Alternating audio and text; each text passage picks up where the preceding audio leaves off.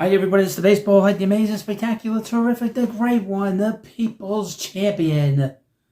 Your host, and welcome back to the Baseball Head, and hopefully you like this video. Hit that subscribe button. As you know, the Mets don't have Francisco Alvarez for a couple weeks, for actually more than a couple weeks, quite a while. Broke a bone in his hand, so they're going to need a backup catcher, because it seems like, in all likelihood, the Mets backup, Luis Torrens, is going to be the everyday catcher, or the primary catcher. And there are a bunch of guys that, are going to be out there. They're going to be, Chris Williams is one guy, and a few other guys. But a player that's been in the minor leagues for the Mets, and a source told me, not even really a source, just a subscriber told me, and he works in the Mets organization, said that keep an eye. And then I saw that he sent me that comment, and then I guess a few hours before that, this article popped up.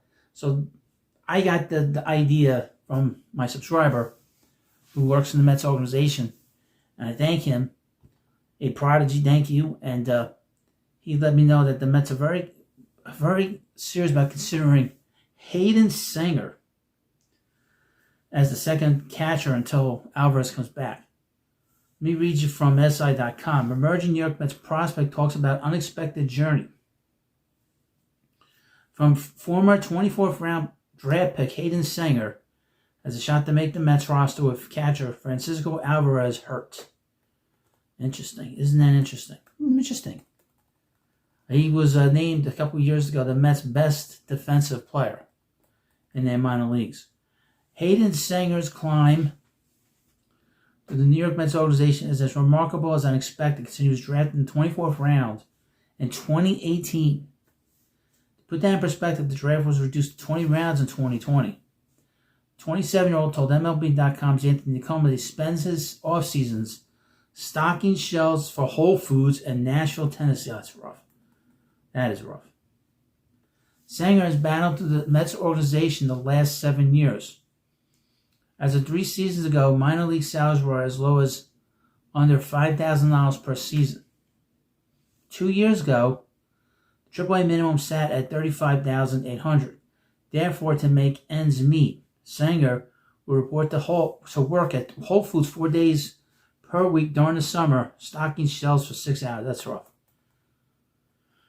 That's really, that's the one thing about being in the minor leagues, folks, is that when you're in the minor leagues, they pay you less than minimum wage. It's terrible. Thankfully, they fixed that, and the minor league players are part of the union now. They need to do that like 30 years ago. Sanger's day doesn't end after his shift at Whole Foods. Instead, he heads to get some work at the batting cage or the gym before finally going home to spend evenings with his wife. The fact that Sanger has taken on a second job and spent 7 years battling through the minor leagues is quite the story. Having a legitimate shot at making an MLB opening day roster is even more remarkable.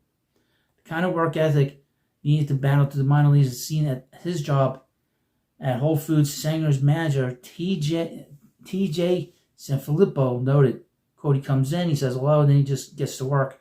I don't have anything to say, I don't have to say anything. I'll see him making a huge dent at the grocery just in the 6 hours he's there. It's almost like he works 10 hours per day in the results he shows. Boy, oh boy, talk about dedication. And he's got mouths to feed, I'm sure, and, got to take care of his family.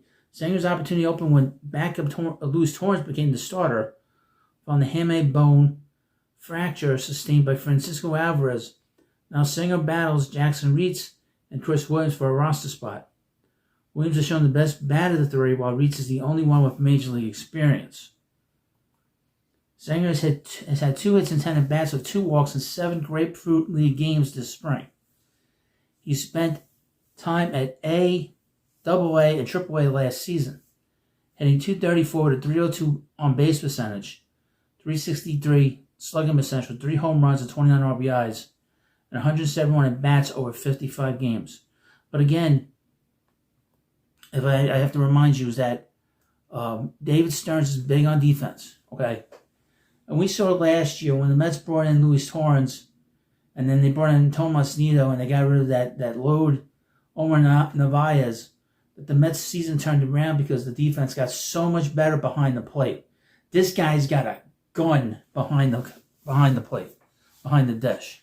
So he's got a great arm, and we've seen the arm a little bit in spring training. He's thrown some runners out. This guy's got tremendous ability behind the plate. Now, is he going to hit? Probably not.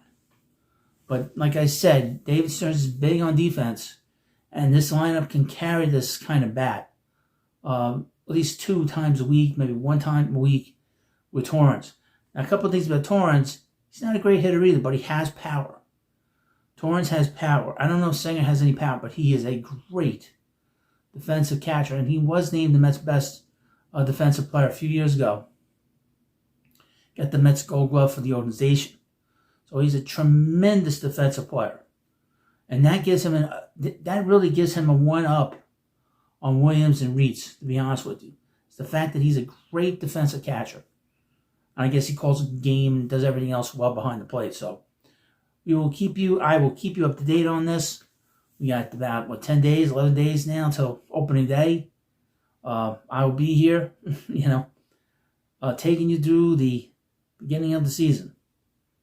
Can't wait to get it started. And this is the quiet period right now, but now it's going to start ramping up because everyday players are going to be starting to play more, and they're going to stretch out the pitchers more, and we're going to see more of these guys, and it's going to be a lot of fun as we get close to the season when the Mets begin their trek into the 2025 season, hopefully a championship one, we'll say. But thank you for watching this video. Please subscribe to the Baseball Hut, and I'll see you later.